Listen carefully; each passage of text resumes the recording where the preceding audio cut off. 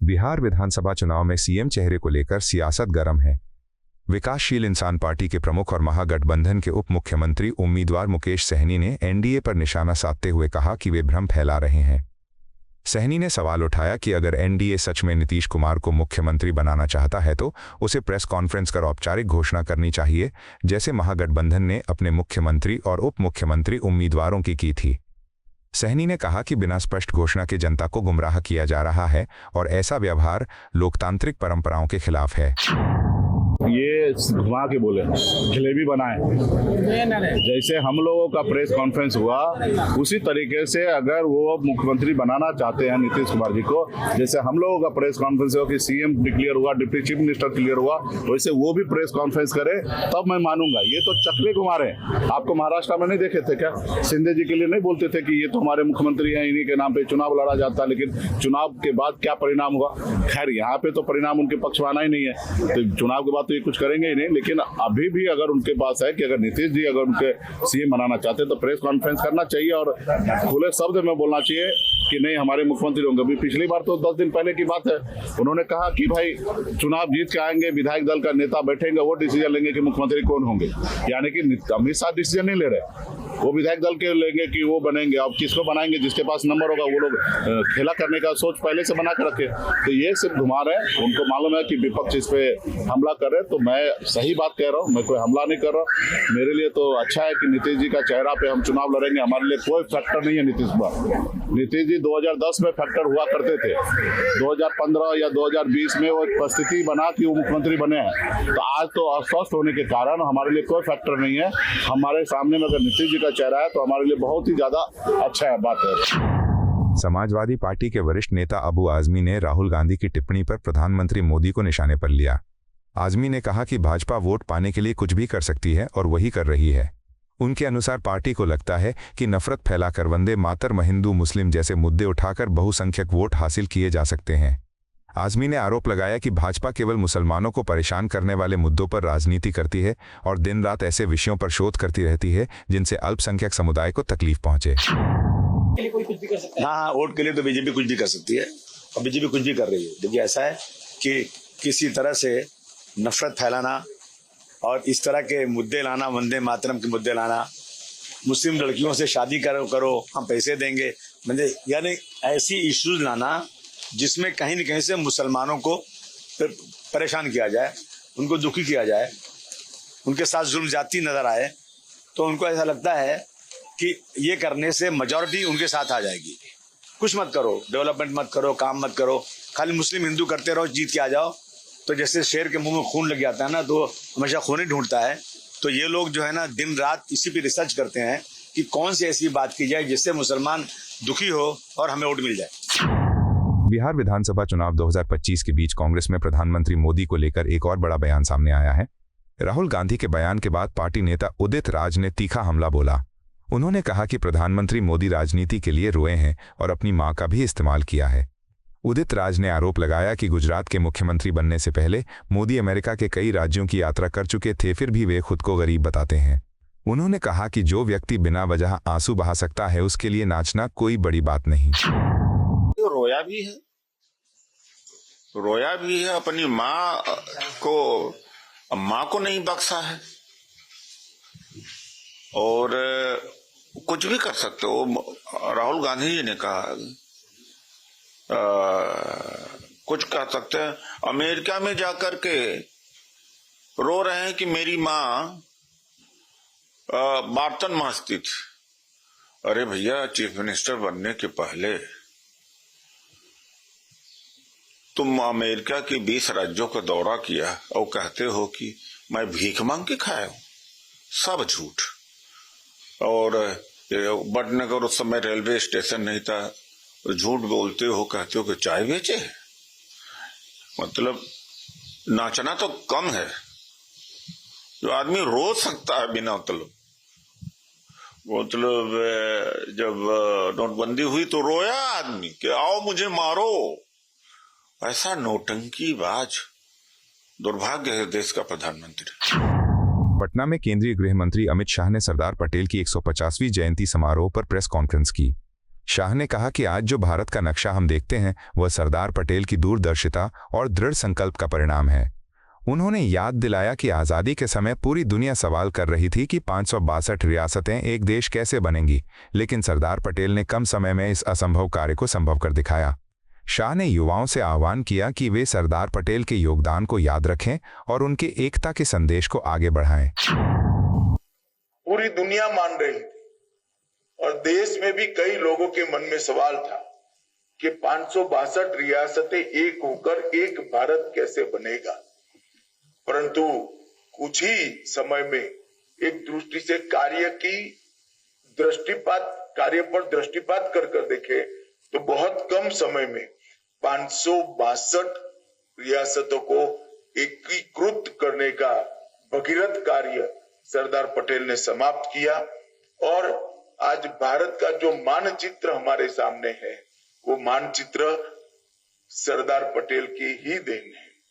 हैदराबाद में police section, Junagadh का एकीकरण, ये सभी चीजों को कहीं कुने से, कहीं दृढ़ता से और कहीं ब्रज से भी ज्यादा कठोरता से एक एक कर रिजॉल्व करने का काम किया। भोपाल हो, काठियावाड़ की रियासतें हो, त्रावणकोर हो या जोधपुर हो, हर जगह पे जो समस्या आई इसका निवारण सरदार पटेल ने किया और पाकिस्तान का जो प्रयास था पाकिस्तान कॉरिडोर बनाने का, उसको निरस्त करने का काम किया। बिहार विधानसभा चुनाव में आरोप प्रत्यारोप का दौर तेज हो गया है। राजद नेता तेजस्वी यादव ने एनडीए सरकार और चुनाव आयोग पर गंभीर आरोप लगाए। तेजस्वी ने कहा कि चाहे एनडीए कितनी भी रैलियां कर ले, बिहार की जनता ने इस बार बदलाव का मन बना लिया है। उन्होंने आरोप लगाया कि चुनाव के बीच 10 लाख महिलाओं को पैसे बांटे जा रहे हैं जो पूरी तरह से रिश्वत की तरह है। तेजस्वी ने सवाल उठाया कि अगर ये योजना इतनी जरूरी थी तो इसे चुनाव के बाद भी लागू किया जा सकता था। कोई सभा करे, कितनी भी सभा करे, बिहार की जनता ने इस बार ठान लिया है कि एनडीए की सरकार को उखाड़ फेंकना है। और आप देखिए चुनाव आयोग की नैतिकता कहाँ गई। लगातार जो है चुनाव के बीच में भी आज भी जो है 10 लाख महिलाओं को जो है पैसा जो है दिया जा रहा है। 24 तारीख को भी जो है दिया गया। लगातार इस तरह की घटनाएं हो रही है तो कहाँ गया चुनाव आयोग का नैतिकता। आखिर 20 सालों में इन लोगों ने नहीं दिया, आज चुनाव के बीच में देना ऐसी कौन सी आती आवश्यकता थी जो ये लोग, इमरजेंसी थी जो ये लोग दे रहे। चुनाव के बाद भी दे सकते थे, लेकिन ये पूरी तरीके से रिश्वत के तौर पे जो है दिया जा रहा है। चुनाव आयोग की नैतिकता खत्म हो चुकी है और पूरा देश जो है इस चीज़ को देख रहा है कि किस प्रकार से रिश्वत चुनाव के बीच जो है दिया जा रहा है, उधार दिया जा रहा है। फिर ये बहनों माताओं से ये छीनने का काम करेंगे, सूद समेत कर्ज है ये। बिहार में छठ पूजा के बीच सियासी बयानबाजी तेज हो गई है। लोकसभा में विपक्ष के नेता राहुल गांधी की टिप्पणी पर भाजपा सांसद मनोज तिवारी ने कड़ी प्रतिक्रिया दी। उन्होंने कहा कि राहुल गांधी ने छठ माता और इस पर्व में शामिल श्रद्धालुओं का अपमान किया है। तिवारी ने कहा कि बिहार की जनता ऐसे बयान को कभी माफ नहीं करेगी। उन्होंने बताया कि श्रद्धालु छठ पूजा के दौरान घाटों की सफाई से लेकर सूर्य को अर्घ्य तक पूरी श्रद्धा से करते हैं। तिवारी ने कहा कि प्रधानमंत्री मोदी के प्रति श्रद्धा को नाटक कहना बेहद दुर्भाग्यपूर्ण है। जो व्यक्ति छठ के घाट पे जाने वालों को, छठ में शामिल होने वाले छठ प्रेमियों को ड्रामा बता रहे हैं,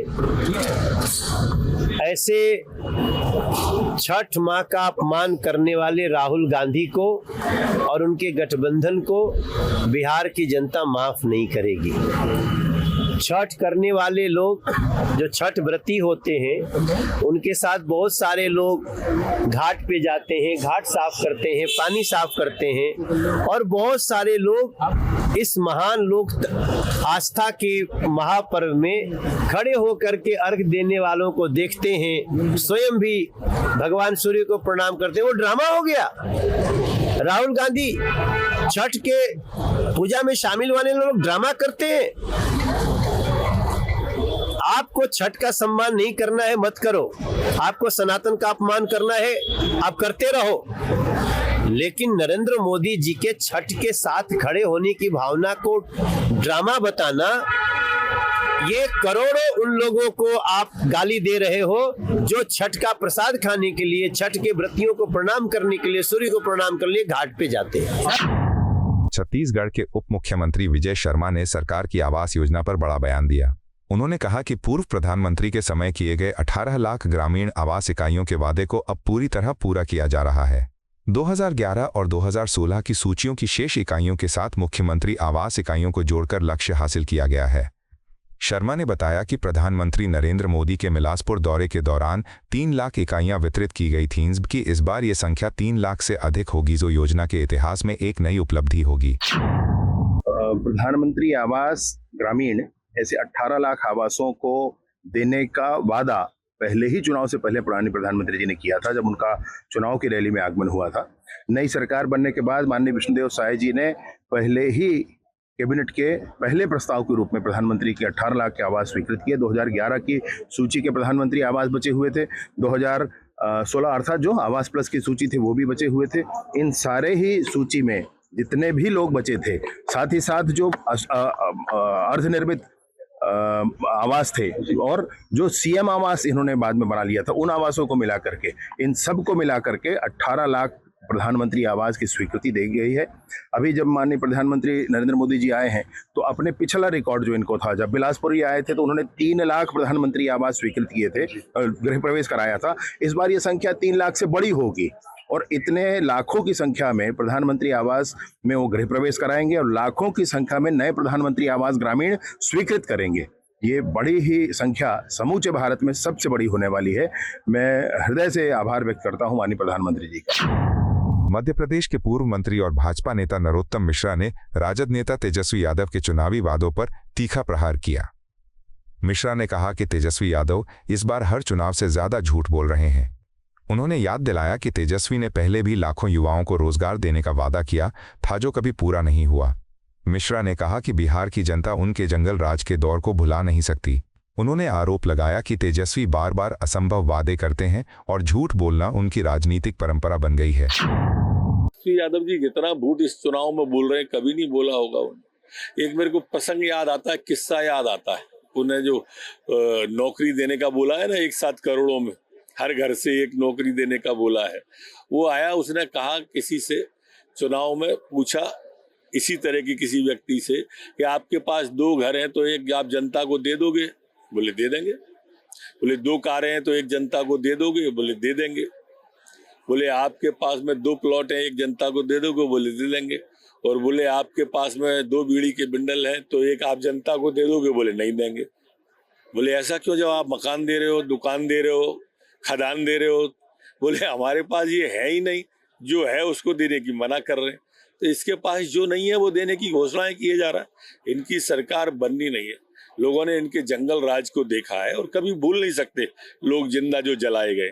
तो ये ऐसे जो वादे कर रहे हैं जो कि हो ही नहीं सकते हैं, लेकिन झूठ पर झूठ बोलना। आपको यह वीडियो पसंद आया हो तो इसे लाइक करें, हमारे चैनल को सब्सक्राइब करें।